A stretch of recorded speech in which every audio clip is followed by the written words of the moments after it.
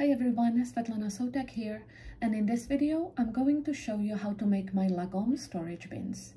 These stackable fabric baskets are easy to sew and make for a wonderful beginner-friendly sewing project.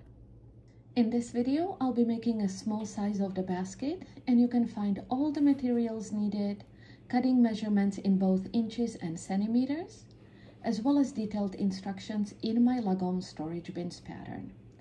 The pattern comes in 5 sizes, so you can choose the one that fits your needs or simply make the whole set.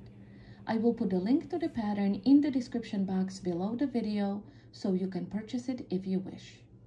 In this video, I will be making a small size of the basket, and I already went ahead and cut out all my panels and fused the interfacing to the wrong side of each of the corresponding panels.